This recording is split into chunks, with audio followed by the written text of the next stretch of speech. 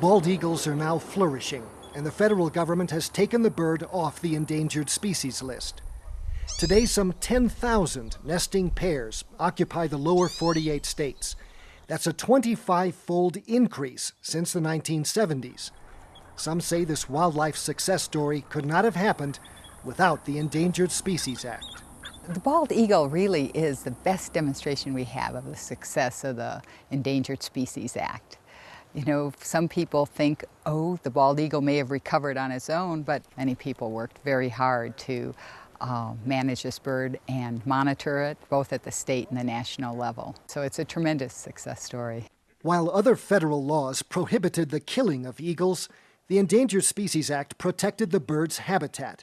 It provided legal buffers deterring development and other human activities close to nests.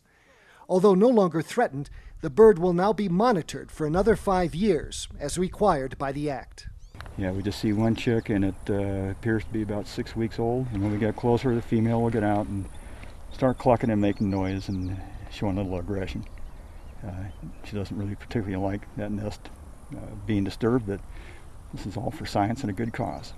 Keeping tabs on this raptor requires expert skills. George Montopoli is a climbing ranger in Grand Teton National Park in Wyoming.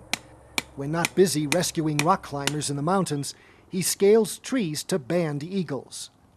Hank Harlow manages a rope tethered to the climber's waist. Montopoli has to get to the eaglets before they get too big, to reduce the risk of injuring the birds.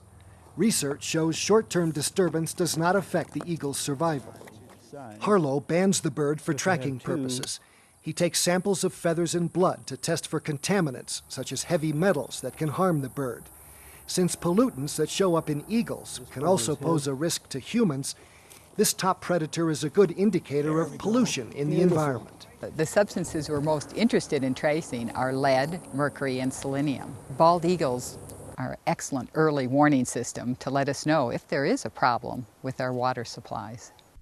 In 1972, the government banned the general use of the pesticide DDT after it was shown to weaken the shells of eagles' eggs, decimating the population. The ban, combined with other protections like the Endangered Species Act, set the stage for recovery. The nests that Montopoli monitors in Wyoming have produced lots of eaglets, and over time, these young have fanned out to help repopulate the Rocky Mountains. One of the originals listed under the Endangered Species Act, bald eagles are finally ready to soar on their own. For This American Land, I'm Gary Stryker.